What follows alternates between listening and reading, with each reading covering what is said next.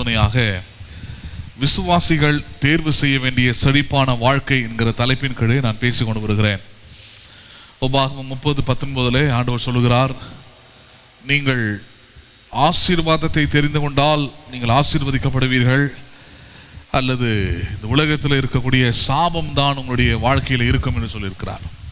அப்போ தெரிந்து கொள்ள வேண்டியது அவசியமாக இருக்கிறது.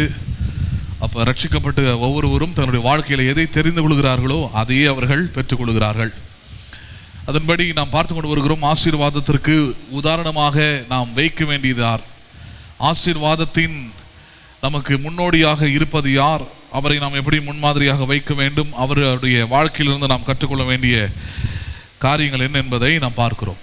யாரை முன்னோடியாக வைக்க முடியும் என்று சொன்னால், கலாத்தியர் 3வது அதிகாரத்திலே 9, 14, 29 வசனங்கள் ஆகிய 3 வசனங்கள் ஒரு குறிப்பிட்ட ஒரு நபரை சொல்லி அந்த நபருடைய ஆசீர்வாதங்கள் கல்வாரி சிலுவையிலே இயேசு மரித்ததன் மூலமாக நமக்கு உண்டாயிருக்கிறது என்று சொல்லப்பட்டிருக்கிறது. அந்த மனிதன் பழைய ஏற்பாட்டு காலத்தின் விசுவாசிகளின் தகப்பன் அல்லது விசுவாசத்துக்கு தகப்பனாக இருந்த ஆபிரகாம் என்கிற மனுஷனை குறித்தே இது சொல்லுகிறது.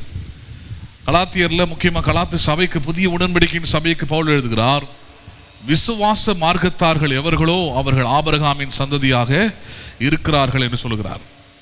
நீங்கள் எந்த வம்சத்தை சேர்ந்தவர்கள், எந்த நம்பிக்கை உடையவர்கள் என்பதை நீங்கள் முதலாவது தெரிந்திருக்க வேண்டியது அவசியமாக இருக்கிறது. நீங்கள் மாற்றப்பட வேண்டியது அல்லது மனம் திரும்ப வேண்டியது அந்த இடத்துல தான். எந்த காரியத்தில் நான் எந்த தேசத்தில் வேணால் கடவுளை பிறக்க வைத்திருக்கலாம், எந்த ஊரில் வேணால் நான் இருக்கலாம், என்ன பழக்கத்து வழக்கத்தில் வேணால் நான் வளர்ந்துருக்கலாம். ஆனால் ரட்சிக்கப்பட்ட பிறகு வேதம் முக்கியமான சில காரியங்களை கொண்டு வருகிறது. முக்கியமாக மனம் திரும்புதல் இதெல்லாம் கொண்டு வருகிறது. அப்போ அந்த மனம் திரும்புதலில் முக்கியமான காரியம் என்னவென்றால், நான் கிறிஸ்து இயேசுவுக்குள் இருக்கிறபடியால் அல்லது கிறிஸ்து இயேசுவை நான் விசுவாசிக்கிறபடியால், நான் இப்பொழுது விசுவாசத்தின் மார்க்கத்தில் இருக்கிறபடியால் நான் ஆபிரகாமின் சந்ததியாக இருக்கிறேன் என்பதை முதலாவது நாம் விசுவாசிக்க வேண்டும். I belong to the generation of Abraham. நான் ஆபிரகாமின் சந்ததியை உடையவன். என்னுடைய சந்ததியில் பணக்காரர் இருந்திருக்கலாம், ஏழைகள் இருந்திருக்கலாம், தரித்திரம் இருந்திருக்கலாம், படிக்காதவன் இருந்திருக்கலாம், அவங்க எப்படி வேணா இருந்துட்டு போகலாம். அதை பற்றி பிரச்சனையே கிடையாது. எது இப்போ உங்களுடைய வாழ்க்கையை அல்லது உங்களுடைய எதிர்காலத்தை அல்லது உங்களுடைய பிள்ளைகளுடைய எதிர்காலத்தை அல்லது நீங்கள் காண முடியாமல் இருக்க போகிற உங்களுடைய சந்ததியின் காலங்களை எல்லாவற்றையும் நிர்ணயிக்க போவது எதுவென்றால், இன்றைக்கு நீங்கள் எதை விசுவாசிக்கிறீர்களோ அதுதான் இன்றைக்கு உங்களுக்கும் உங்கள் பின்வரும் சந்ததிக்கும் இருக்கிறது. அப்போ இன்றைக்கு நீங்கள் ஆபிரகாமின் சந்ததி என்று விசுவாசித்தால், அந்த ஆபிரகாமின் சந்ததி என்பது எப்படி சொல்லுகிறார்? விசுவாச மார்க்கத்தார்கள் அவர்கள் விசுவாசம் உள்ள ஆபிரகாமுடனே ஆசீர்வதிக்கப்படுகிறார்கள் என்று சொல்லுகிறார். என்ன பண்ணப்படுகிறார்கள் அவர்கள்? ஏன் ஆபிரகாம் என்றால், முதலாவது காரியம், நான் விசுவாச மார்க்கத்தனாக இருக்கும்போது ஆபிரகாமின் சந்ததியாக இருக்கிறது. எதுக்காக? நான் ஆபிரகாமை போலவே என்ன பண்ணப்படுகிறேன்? நான் ஆசீர்வதிக்கப்படுகிறேன். அப்படி என்றால் ஆபிரகாமுக்கு என்னென்ன வாக்குத்தத்தங்கள், என்னென்ன ஆசீர்வாதங்கள், என்னென்ன நன்மைகள் எல்லாவற்றையும் அவன் அனுபவித்தானோ அது எல்லாவற்றையும் அனுபவிக்கவும் அது எல்லாவற்றையும் பெற்றுக்கொள்ளவும் விசுவாச மார்க்கத்தார்களுக்கு அதிகாரம் கொடுக்கப்பட்டிருக்கிறது அல்லது உரிமை கொடுக்கப்பட்டு இருக்கிறது. அது முழு நிச்சயமாய் நம்பலாம். காரணம், ஆபிரகாமின் சந்ததியாக இருக்கிறேன், நான் ஆபிரகாமுடைய விசுவாச மார்க்கத்தானா இருக்கிறேன், நான் ஆபிரகாமுடனே நான் என்ன பண்ணப்படுகிறேன்? நான் ஆசீர்வதிக்கப்படுகிறேன். அதோடு நிறுத்தினா கூட பரவாயில்ல. அதுக்கு அடுத்து சொல்றாரு, அந்த ஆசீர்வாதம் வெறும் டைரக்டா ஆபிரகாம் கிட்ட இருந்து உங்ககிட்ட நேரம் வந்துடுது இல்லை, அது இடையில முக்கியமான ஒரு நபர் இருக்கிறார். யார் அது? 30வது வசனத்தில் சொல்றாரு, 14வது வசனத்தில் சொல்றாரு, ஆபிரகாமுக்கு உண்டான ஆசீர்வாதங்கள் எல்லாம் கிறிஸ்து இயேசுவினால் வருகிறது என்றார். யாரினால் வருகிறது? அது அவருடைய ஆசீர்வாதம். ஏன்னா யூதர்கள் இன்னைக்கும் இருக்கிறாங்க. யூதர்கள் இயேசுவை ஏற்றுக்கொள்ளவில்லை. ஆனால் அவர்கள் நம்புவது எதுன்னு பார்த்தீங்கன்னா, நாங்கள் ஆபிரகாமின் சந்ததிகளாக இருக்கிறோம், ஆபிரகாமின் வம்சம் நான் என்றுதான் அவங்களுடைய நம்பிக்கை. அப்போ அப்படிப்பட்ட ஆட்களுக்கு சொல்லப்பட்ட வார்த்தை தானே இது. இன்றைக்கு ஒருவேளை நான் ஆபிரகாமின் வம்சமே கிடையாது, அந்த ரத்தத்தை சேர்ந்தவன் கிடையாது, அந்த டிஎன்ஏ எனக்கு கிடையாது, அவன் யூத குலத்தை சேர்ந்தவனாச்சு, நான் ஒரு சாதாரணமான இந்திய பிரஜையாச்சு, எனக்கும் ஆபிரகாமுக்கு என்ன சம்பந்தம் இருக்குதுன்னா, முதல் சம்பந்தம் ஆபிரகாம் விசுவாசித்த தேவனை நீங்களும் விசுவாசிக்கிறீர்கள் என்பது. அப்படி விசுவாசிக்கிறது மூலமாக ஆபிரகாமுக்கு கொடுக்கப்பட்ட ஆசீர்வாதங்கள் உங்களுக்கும் கொடுக்கப்பட்டிருக்கிறது என்பது.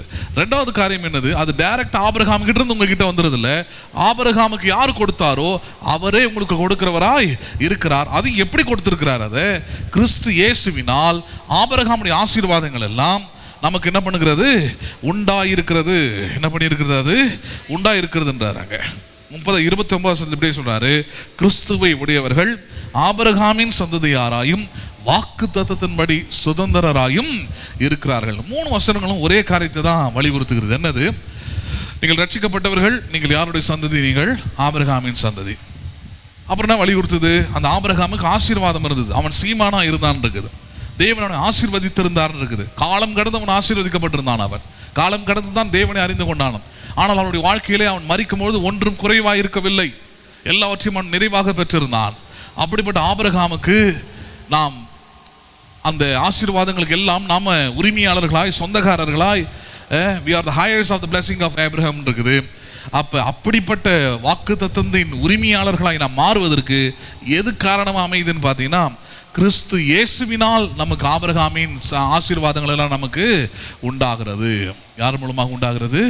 கிறிஸ்து இயேசு தான் அதுக்கு மத்தியஸ்தர். கிறிஸ்து இயேசுவின் சிலுவை மரணமும் அதனால் உண்டான ரட்சிப்பும் தான் நமக்கு ஆபிரகாமுக்கு உண்டான ஆசீர்வாதத்தை நமக்கு கொண்டு வந்து கொடுத்திருக்கிறது. இன்றைக்கு விசுவாசிக்கும் பொழுது நல்லா கவனிக்கணும், எல்லாருக்கும் கிடைக்கிறது இல்லை. ஞானஸ்நானம் எடுத்ததுனால அவங்களுக்கு ஆபிரகாமின் ஆசீர்வாதம் கிடைக்காது. ஆபிரகாமின் பிள்ளைகளாக இருக்கலாம், ஆனால் தரித்திரராக இருக்க முடியும். ஆபிரகாமின் பிள்ளைகளாக இருக்கலாம், அவங்க வேறு விதமான ஒரு வாழ்க்கையை, அல்லது ஆபிரகாமுடைய வாழ்க்கைக்கும் அவங்களுக்கு சம்மந்தம் இல்லாமல் இருக்கும். ஏனென்றால் ஆபிரகாமுடைய விசுவாசம், ஆபிரகாமுக்கு இருந்த ரட்சிப்பு, ஆபிரகாம் எந்த தேவனை விசுவாசித்தானோ அந்த தேவனுடைய விருப்பங்கள், சித்தங்கள் எதுவுமே என்ன பண்ணுறது அவங்க வாழ்க்கையில் நடைபெறுவது இல்லை. அதனால அங்கே ரட்சிக்கப்பட்டவர்கள் ஆபிரகாமின் சந்ததின்னு சொல்லிக்கலாம். ஆனால் ஆபிரகாமுக்குரிய ஆசீர்வாதங்கள் எல்லாம் கிறிஸ்து இயேசுவின் மூலமாய் வருகிறது என்பதை சத்தியத்தை கொண்டு என்ன பண்ணியிருக்க வேண்டும்? அவர்கள் அறிந்திருக்கவும் ஏற்றுக்கொள்ளவும் வேண்டும். இல்லை என்றால் அவருடைய நிலைமை இன்றைக்கு இல்லை, என்றைக்குமே அது பரிதாபம் தான். அப்போ அதனால தான் பாருங்கள், இது தொடர் போதனையாக எடுத்து நம்ம ஆபிரகாமின் சந்ததிகளாக இருக்கிறோம், ஆபிரகாமின் வாரிசுகளாய் இருக்கிறோம் என்று சொல்லி பேசி கொண்டு வருகிறேன். அதில் தற்பொழுது நாம் பார்த்து கொண்டு வந்த காரியம் ரொம்ப முக்கியமான ஒரு விஷயத்தை பார்த்தோம். ஆபிரகாமை தேவன் அழிக்கும் போது அவன் கூடவே லோத்துன்னு ஒரு மனுஷன் வந்தான் இல்லையா? அவனுடைய சகோதரனுடைய மகன் வந்தான். அவன் ஆபிரகாமோடு கூட இருந்து இந்த கடவுளை ஓரளவுக்கு அறிந்து கொண்டு ஆபிரகாம் செய்வதெல்லாம் பார்த்து அப்படியே கொஞ்சம் கொஞ்சம் பண்ணி ஆபிரகாம் கிடைச்சதெல்லாம் கொஞ்சம் வாங்கிக்கிட்டு அப்படியே அவன் ஆபிரகாமுக்கு நிகரானு சொல்ல முடியாது, ஆனால் ஆபிரகாமோடு போட்டி போடுற அளவுக்கு வளர்ந்துட்டான். அவன் ஆசீர்வதிக்கப்பட்டான். ஒரு கட்டத்தில் ஆபிரகாம் அவனை தன்னை விட்டு விலக்கி தூரமாக அனுப்பிச்சிடுறார். என்னுடைய ரத்த சொந்தமாக இருக்கலாம், அதெல்லாம் இங்கே பார்க்க முடியாது. ஜமீன்தார் வாரிசு ஒன்றும் கிடையாது ரத்த சொந்தம்லாம் பார்க்கறதுக்கு. நீ என்ன பண்ணு, முதல்ல கிளம்பு, நீ எந்த திசைக்கு நேராய் போகிறாயோ அதுக்கு நேர் எதிர் திசைக்கு நான் போவேன். அப்படின்னா உனக்கும் எனக்கு எவ்விதமான ஐக்கியமும் கிடையாது, ஒன்றும் கிடையாது, கிளம்பிடு அப்படின்றான். எவ்வளோ ஞானமும் பண்ணுறான் பாருங்க. ஆபிரகாமுடைய ஆசீர்வாதத்தில் அதெல்லாம் ரொம்ப முக்கியமான ஒரு பாடம். அது கடவுள் நமக்கு நன்மையை கொடுத்துறது பெரிய விஷயம் இல்லை, அது கொடுத்து அதை ஒழுங்காக நம்ம என்ன பண்ணணும்? பாதுகாப்பாக வச்சுக்கணும், சரியானதாக வச்சுக்கணும், அவருக்கு விருப்பமானதாக அதை செயல்படுத்தணும். அப்போ அவனுக்கு தெரியுது பாருங்க, லோத்து இனிமேல் கூட வச்சுருந்தாலும், அவன் என் கூட இருந்தாலும் இனிமேல் எனக்கு அது பிரச்சனை தான், தலைவலி தான்.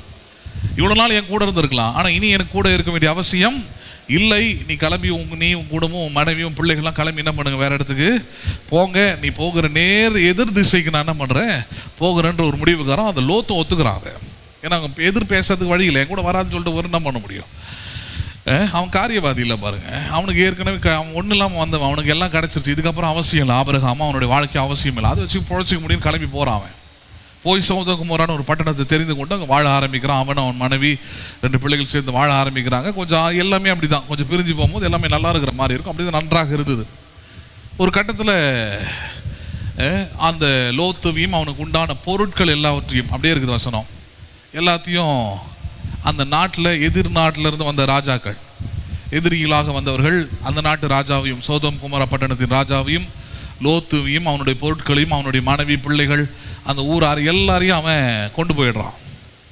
வெறும் பொருளை மட்டும் கொண்டு போனால் பரவாயில்ல, ஏன் ஆட்களை கொண்டு போகிறான்னா அவனுக்கு அடிமைகளாக வேலை செய்யணும். அந்த காலத்தில் அதுதான் ஒரு முறை. அவங்களுக்கு வீட்டுக்கு அடிமைகள் வேணும், தங்களுடைய தேசத்தில் வந்து வேலை செய்யணும். அப்படின்னா தங்கள் தேசத்து மக்களை வருத்த அவங்க விட மாட்டாங்க, எதிர் தேசத்தில் அல்லது மற்ற புறஜாதி மக்களை கொண்டு வந்து தான் செய்வாங்க.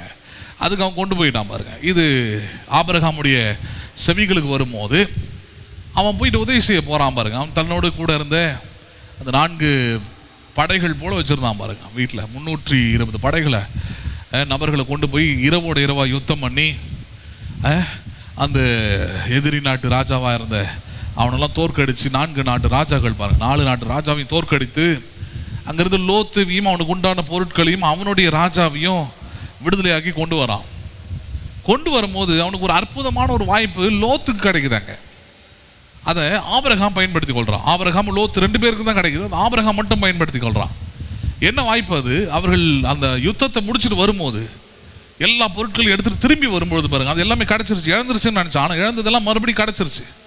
கிடச்சிட்டு அவன் திரும்பி வரும்போது மெல்கிசேதேக்குன்னு சொல்லப்படுகிற ஒரு தெய்வ மனுஷனை சந்திக்கிறாங்க, ஒரு ஊழியக்காரனை சந்திக்கிறாங்க.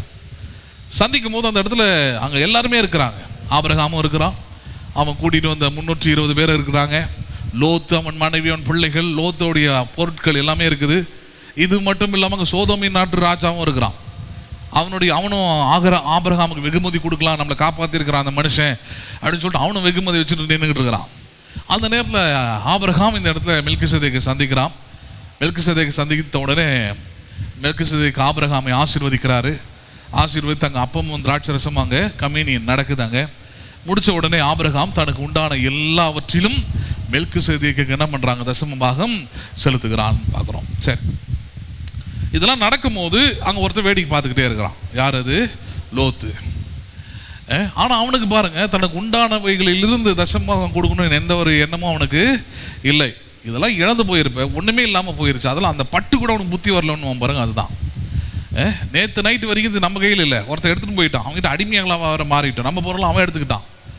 ஆனால் தெய்வாதீனமாக கடவுள் ஆபிரகாம் அனுப்பி அவருடைய வல்லமையை பயன்படுத்தி இன்னைக்கு எல்லா பொருளும் கிடச்சிருக்குது, மனைவி கிடச்சிருக்குது, பிள்ளைகள் கிடச்சிருக்குதுன்னா அதெல்லாம் இந்த ஆபிரகாமும் அவனை வணங்குகிற தேவனால தான் கிடச்சிருக்குதுன்ற அந்த அறிவு, புத்தி, நன்றி எதுவுமே இல்லாமல் போன லோத்து வெறும் வேடிக்கை மட்டுமே என்ன பண்ணினான், அவன் பார்த்தான். அந்த வேடிக்கை பார்த்ததோடைய விளைவு என்ன ஆச்சு?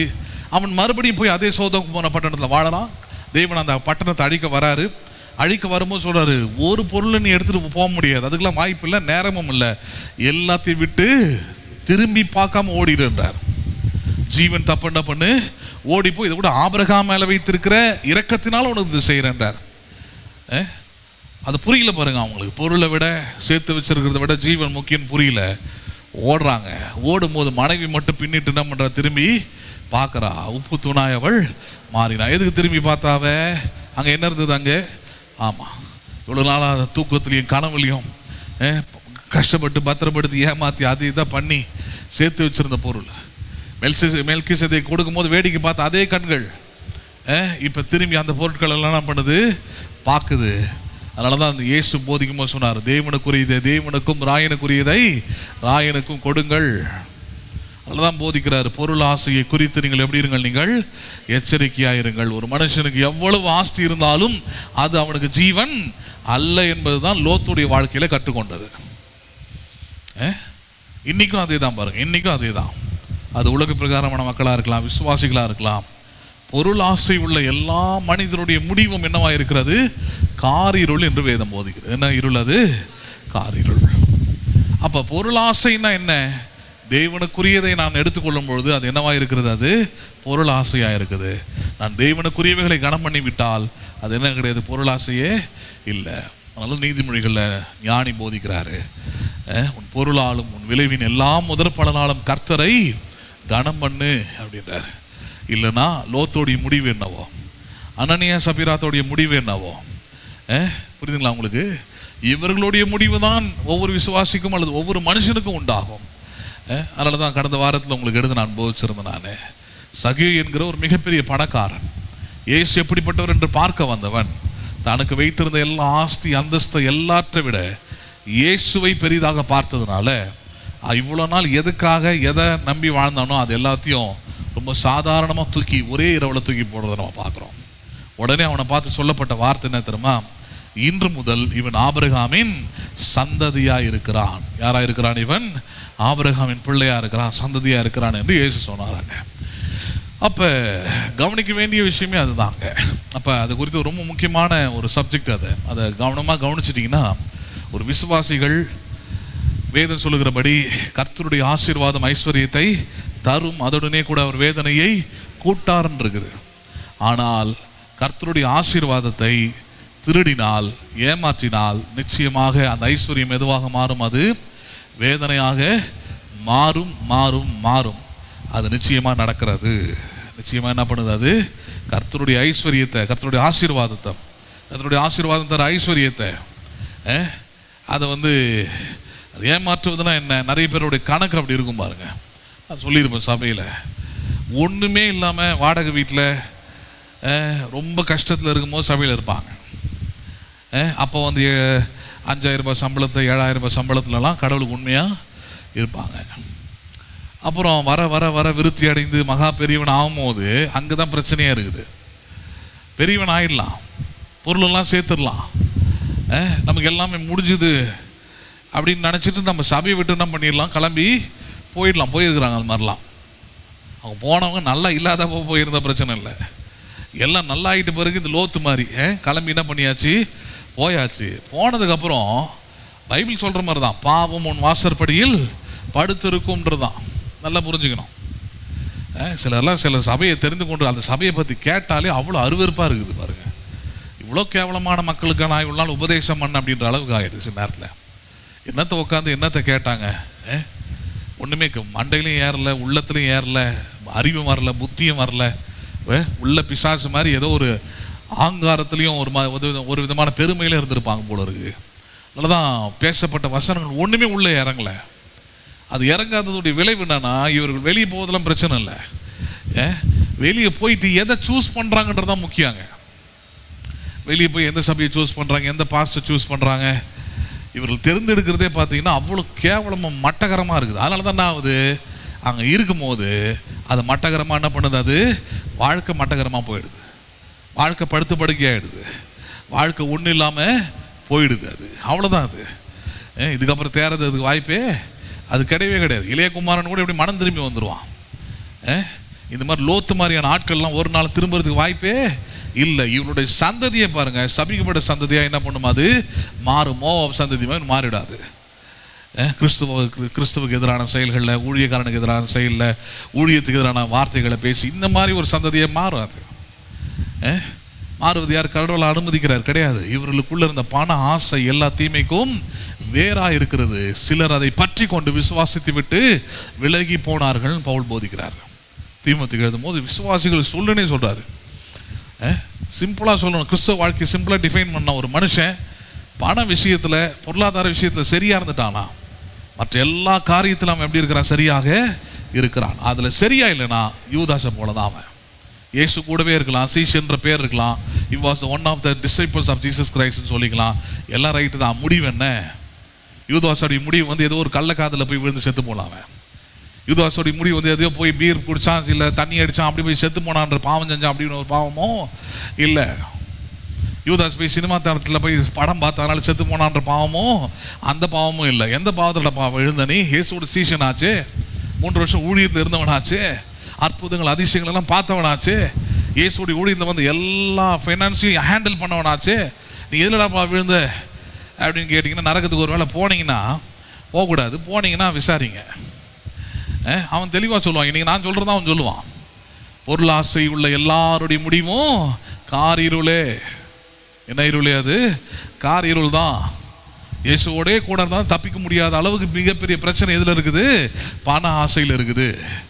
அப்போ அதனால தான் ரொம்ப ஜாக்கிரதையாக இருக்கணும் பாருங்கள். ஒரு விசுவாசிகளாக இருக்கிறவர்கள், மற்றவங்க அது பிரச்சனை இல்லை, மற்றவங்களுக்கு அது தானாகவே இருக்கும். தான் வெட்டின குழியில் தானாகவே விழுவான் இருக்குது. உலகத்தில் நீங்கள் அதை பார்க்கலாம். பணம்ன்றது சாதாரண விஷயம் இல்லை பாருங்கள். You have to handle it with knowledge and wisdom. பணத்தை ரொம்ப ஞானமாக, ரொம்ப அறிவாக பயன்படுத்த வேண்டியது அவசியம்.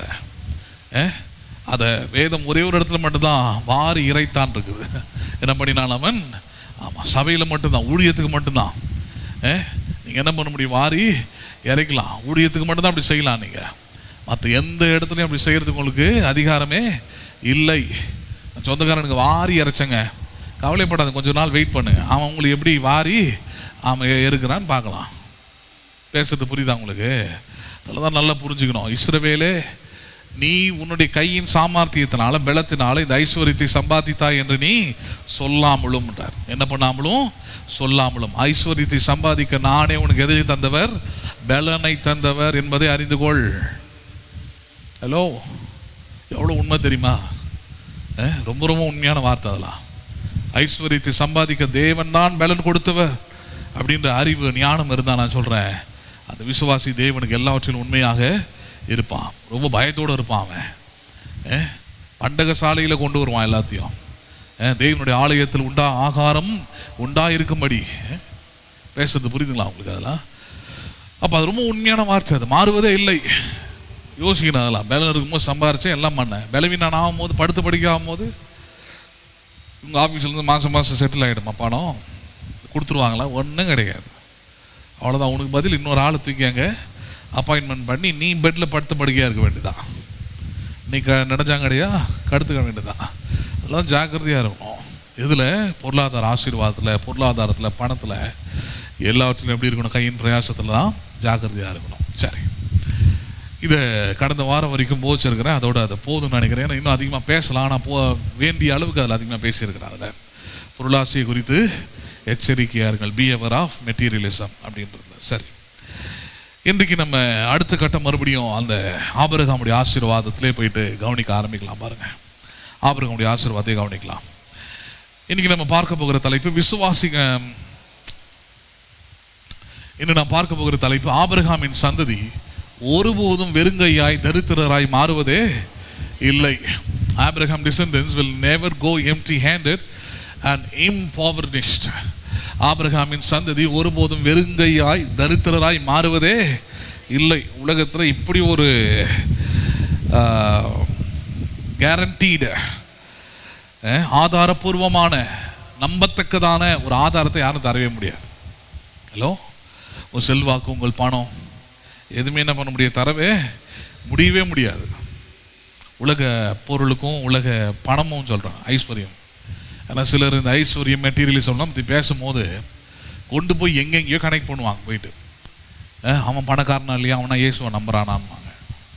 இயேசுவை நம்புறதுக்கும் அவனுக்கும் சம்மந்தமே கிடையாது. அவனை இயேசுவை நம்பி வரதில்லை, இயேசுவை நம்பாமையும் பணம் வருது. இது கர்த்தருடைய ஆசீர்வாதம் தரக்கூடிய ஐஸ்வர்யம், செழிப்பு, பொருளாதாரம். இது அது புரியறதில்ல. அது அவங்களுக்கெல்லாம் புரியாமையே இருக்கட்டும். சிலருக்கெல்லாம் அவங்க பேச்சை கேட்டால், அவங்க பேச்சை கேட்குறவங்களும் அப்படியே தரித்திரத்தில், அதே கடனில், அதே ஒன்றும் இல்லாத சூழ்நிலையில், மற்றவங்க நல்லா இருந்தால் அதை பார்த்து வைத்தறிச்சல் பண்ணிக்கிட்டு அப்படியே இருப்பாங்க அந்த கிறிஸ்தவங்க பார்த்துக்கிட்டே. ஏன்னா கேட்குற பிரசங்கம், கேட்குற ஆட்களுடைய வார்த்தைகள் அப்படிப்பட்டு தான் இருக்குது. அதனால தான் ஞானமுள்ள வார்த்தைகள், ஞானமுள்ள வசனங்கள், வசன நீதிமன்றங்கள் சொல்கிற தெருக்களில் சத்தம் இடுகிறதுன்றார். எங்கே சத்தம் இடுகிறது? அது தெருன்றது ஒரு அற்பமான ஒரு இடம், எல்லாரும் வந்துட்டு போகிற சாதாரணமான ஒரு இடம். அது இப்போ நம்ம ஊழியத்தை எடுத்துக்கிட்டா அப்படி தான் இருக்குது. அற்பமான ஒரு இடம் மாதிரி இருக்குது. ஒன்றும் எக்கச்சக்கமான கூட்டம் அப்படிலாம் ஒரு 10 பேர் கூட இல்லாத ஒரு கூட்டம். இது ஒரு 6-7 பேர் உட்காந்துருக்குறீங்க. அது மாதிரி தான் சொல்கிறோம். ஞானம் தெருக்களில் இருந்து என்ன பண்ணுகிறது? சத்தம் இடுகிறது. அது எங்கிருந்து சத்தம் இட்டாலும் கேட்டால் ஞானம் உங்களை வாழ வைக்கும், ஞானம் உங்களை எல்லா தீமைக்கும் விலக்கி பாதுகாக்கும். அதான் முக்கியங்க. சரி, அப்போ ஆபிரகாமின் சந்ததி ஒருபோதும் வெறுங்கையாய் அல்லது தரித்திரராய் மாறுவதே இல்லை. பெரிய விஷயம் பாருங்க இது. இன்னைக்கு நீங்கள் பெரிய பணக்காரனாக இருக்கலாம், அல்லது நீங்கள் பெரிய செல்வந்தர்களாக இருக்கலாம், இல்லை நீங்கள் ஒரு அளவுக்காவது நல்ல முன்னேற்றம் அடைந்திருக்கலாம் பொருளாதாரத்தில். ஆனால் கேரண்டி இல்லாத ஒரு விஷயம் என்ன தெரியுமா? உங்கள் பிள்ளைங்க அப்படி இருப்பாங்க, என்ன பண்ண முடியாது, உங்களால் சொல்லவே முடியாது. யாரு? உங்கள் பிள்ளைகள். ஏசா பெரிய ஆசீர்வதிக்கப்பட்டோம், 100 மடங்கு பலன் அடைந்த அளவுக்கு பெரிய ஆள் அவர். 10க்கு அப்பா அவர் சீமானு, ஆபிரகாம். அவனுடைய பிள்ளையாகிய ஏசா ஆசீர்வாதத்துக்கு பிச்சை எடுத்தவன் இருக்குது. எதுக்கு பிச்சை எடுத்துவாங்க? என்னையும் ஆசீர்வதிங்க, என்னையும் ஆசீர்வதிங்க, ஏதாவது 1-2 வச்சிருக்கிறீங்களா அப்படின்னு பிச்சை எடுத்தவன். ஹலோ, பேசுறது புரியுதுங்களா? சரி, அவனெல்லாம் தாண்டி கொஞ்சம் வந்தோம்னா அதுக்கப்புறம் என்னடா நிலைமை அப்படின்னு பார்த்தோம்னா, யோசேப்பின் மூலமாக எகிப்துக்கு போல 75 பேர் 70 பேர் கடைசி 430 வருஷம் பல ஆயிரங்களாக பெருகி யாராக மாறினார்கள்? அவர்கள் அடிமைகளாய் போனார்கள். ஒண்ணுமே கிடையாது கையில். எப்போ அவங்க தாத்தா, அவங்க வம்சம் என்ன வம்சம்? ஆபிரகாமின் வம்சம். ஆபிரகாமின் சீமானாச்சு. நீ எப்படா நடுத்தருக்கு அது இன்னொரு நாட்டில் அடிமையாக வர இருக்கிற? உங்ககிட்ட ஒன்றும் இல்லை, உன்னை உதச்சாலும் கேட்கறதுக்கு ஆள் இல்லை, கொண்டு போட்டாலும் கேட்கறதுக்கு ஆள் இல்லை, ஒரு பொருளாதாரமும் இல்லை, உன்னை காப்பாற்றுறதுக்கு எவனும் வரவும் மாட்டேன்றா. என்ன ஆள்றா நீங்களா? ஹலோ, அதான் சொல்கிறேன் நான். நீங்கள் சேர்த்து வைக்கிற ஆஸ்தி, பணம், இது எல்லாமே உங்களுக்கு நிறைவே தரலாம், உங்களுக்கு சந்தோஷத்தை தரலாம். ஆனால் அது உங்கள் பிள்ளைகளுக்கு வரலன்னா அதில் எந்த அர்த்தமும் கிடையாது. புரியுதுங்களா உங்களுக்கு? வீடு மாஸ்தி பிதாக்கள் சேர்த்து வைக்கிற சுதந்திரம் இருக்குது. அப்போ நீங்கள் நல்ல பிதா, நல்ல அம்மா, நல்ல அப்பான்னா உங்கள் பிள்ளைகளுக்கு நீங்கள் சொத்தை எல்லாத்தையும் என்ன பண்ணீங்க? வைத்து விட்டு போகிறீர்கள்னு சொல்கிறார். தப்பு கிடையாது. ஆனால் அது இருக்கணும் அவங்ககிட்ட. உலக ஐஸ்வர்யத்துக்கு இதுக்காக பெரிய வித்தியாசம் தான். உதாரணத்துக்காக சொல்கிறேன் நான். இன்றைக்கி இந்தியாவில் பெரிய பணக்காரராக சொல்லப்படுற அம்பானி இப்போ கிடையாது, அவர் இறந்துட்டார். அவருடைய பிள்ளைகள் தான் 2 பேர் இருக்காங்க, அனில் அம்பானி, முகேஷ் அம்பானி. சரி, அனில் அம்பானி யாருன்னு பார்த்தீங்கன்னா ஃபஸ்ட்டு இந்தியாவில் ரிலையன்ஸ் ஃபோன் அப்போ ஒன்று வந்துக்கிட்டு இருந்தது இல்லையா, அந்த ரிலையன்ஸ் ஃபோனு, ரிலையன்ஸ் கம்யூனிகேஷன்ஸ் எல்லாமே அவரது தான். பெட்ரோல் பங்கு, ஹோட்டல்ஸ்லாம் வச்சுருந்தார் நிறைய. அது வரைக்கும் இண்டியன் ஆயில் அதெல்லாம் இருந்தது பெட்ரோலில். முதல்ல ரிலையன்ஸ் போட்டு ஒரு பெட்ரோல் பங்க்லாம் வந்தது அவர் தான். சரி, அவருக்கு ஒரு ஷேர், அந்த அம்பானி அப்பா தான் அம்பானி. அவர் 2 பிள்ளைங்க, அவருக்கு 2 ஆண் பிள்ளைகளும் பிரித்து கொடுத்தார். இது வந்து இவனி வச்சுக்கப்பான்ட்டு. இன்னொரு பக்கம் அதே மாதிரி ஒரு ஷேரை இந்த முகேஷ் அம்பானி இப்போ இருக்கிறார் பாருங்கள், ஜியோ ஓனர் அவர் தான், அவருக்கு அதை பிரித்து கொடுத்தார். சரி, இதில் என்னென்னா முதல் பணக்காரர் இந்த அனில் அம்பானி தான். இவர் என்ன ஆனார், அவருடைய ஹிஸ்ட்ரி போய் படிச்சு பாருங்க, இருக்கிறாரு அவர். மொத்தம் கடனாகி எதுக்குமே வட்டி கட்ட முடியாமல், இன்னும் செய்ய முடியாமல் நடுத்தருக்கு வந்து அவர் பொருள், அவர் வீடு எதெல்லாம் அவர் ஆஸ்தி அந்தஸ்து ஒரு காலத்தில் டாப்பில் இருந்தார். அவர் உச்ச பணக்காரர் அவர் தான். எல்லாம் ஊற்றிக்கிட்டு போய் நஷ்டமாகி ஒன்றும் இல்லாமல் நடுத்தரவு கொண்டாந்து விட்டுச்சது.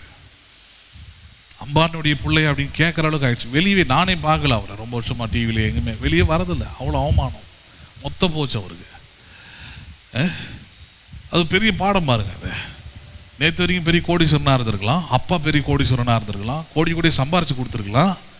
ஆனால் அதெல்லாம் நிரந்தரமாக அவன் சந்ததிக்கு நிற்கும்னு யாராலையும் வாக்குறுதி கொடுக்கவே முடியாது. பேசுறது புரியுதுங்களா? இந்த மாதிரி நிறைய பேர், 1-2 நிறைய பேர். சரி, புரிஞ்சுக்கிறதுக்காக சொல்கிறேன். அதனால் நீங்கள் கர்த்தர் உங்களுக்கு ஆசீர்வாதம் கொடுத்துருக்கலாம், ஐஸ்வர்யத்தை கொடுத்துருக்கலாம். பைபிள்லேயே உதாரணம் சொன்னால், ஆமாம், யோபம் பெரிய ஆபிரகாமுடனே முட்டிக்கிற அளவுக்கு லோத்து மன்னிக்கும் பெரிய ஆளாக இருந்திருக்கலாம். ஆனால் லோத்தோட பிள்ளைங்க கதை என்ன? ஹலோ, கொகையில் அப்பாவோடு சேர்ந்து பிள்ளையை பெற்றது தான் அவங்களுடைய பெரிய இது. வேறு ஒன்றும் பண்ணிக்கலாம். அவங்க கொகையில் ஆபிரகாமோடு முட்டி மோதி, அவன் மேய்ப்பர்களோடலாம் மோதி ஈக்குவலைஸ் பண்ணி காமிச்சிக்கிட்டு இருந்த லோத்து, அவன் சந்ததி என்ன, அவன் பிள்ளைகளுக்கு உன் பணம் உதவிச்சா, அவன் பொருளாதாரம் உதவிச்சா அப்படின்னு கேட்டால் ஒன்றும் இல்லை. ஒரே நாள் நைட்டில் கொண்டு போய் கொகையில் அவனை படுக்க வச்சு அவனுக்கு ஒன்றும் இல்லாமல் பண்ணி, மனைவியும் போய் 2 பெண் பிள்ளைகளும் கேடுகட்டு போனதை படிக்கிறோம் நம்ம. ஒரு நாள் ஒன்றும் இல்லாமல் போதாங்க. சரி, அப்போ பெரிய படிப்பின என்ன, சப்ஜெக்ட் என்ன, அல்லது பெரிய லெசன் என்னன்னா, உங்களுக்கு இருக்கிறது நாளைக்கு உங்களுக்கு ஆகட்டும் அல்லது உங்கள் பிள்ளைகளுக்கு ஆகட்டும், அது ஆசீர்வாதமாக ஐஸ்வர்யமாக வரணும்னா அதுக்கு ஒரே ஒரு ஆதாரம் தான் இருக்குது. அந்த ஆதாரம் தேவன் தந்திருக்கிற உடன்படிக்கை, தேவன் தந்திருக்கிற வாக்கு தத்துவம், தேவன் தந்திருக்கிற அந்த சிலுவை மரணத்தினால் உண்டாயிருக்கிற ஆசீர்வாதம். அதை உள்ளத்தில் விசுவாசிக்காத வரைக்கும் உங்களுடைய ஆசீர்வாதம் நிரந்தரமானது இல்லை, உங்களுக்கு இருக்கிற பொருளாதாரம் நிரந்தரமானது இல்லை என்பதை ரொம்ப தெளிவாக புரிஞ்சுக்கிடுங்க நீங்கள். சரி, இன்னைக்கு அதுதான் பார்க்க போகிறோம். அதனால தான் இதில் சொல்லியிருக்கிற ஆபிரகாமின் சந்ததி. எந்த ஆபிரகாமின் சந்ததி? கிறிஸ்து இயேசுவினால் உண்டான ஆசீர்வாதம். அந்த ஆபிரகாமின் சந்ததி ஒருபோதும் வெறுங்கையாய் தரித்திரராய் மாறுவதே இல்லை அப்படின்ற கேரண்டியான அந்த வேத பகுதியை தான் இன்னைக்கு நம்ம பார்க்க போகிறோம். பார்க்கலாம். ஆதியாகமம் 15வது அதிகாரம். ஆதியாகமம் 15வது அதிகாரம்.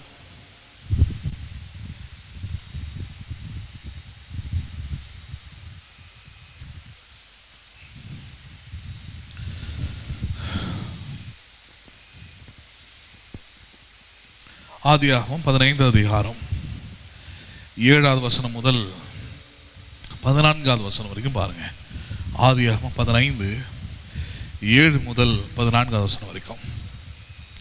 பின்னும் அவர் அவனை நோக்கி, இந்த தேசத்தை உனக்கு சுதந்திரமாக கொடுக்கும் பொருட்டு உன்னை ஊர் என்கிற கல்தேயருடைய பட்டணத்திலிருந்து அழைத்து வந்த கர்த்தர் நானே என்றார்.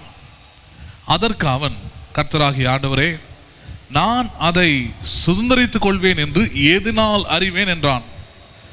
அதற்கு அவர், 3 வயது கிடாரியும் 3 வயது வெள்ளாட்டியும் 3 வயது ஆட்டுக்கடாவையும் ஒரு காட்டுப்புறாவையும் ஒரு புறா குஞ்சியும் என்னிடத்தில் கொண்டு வா என்றான்.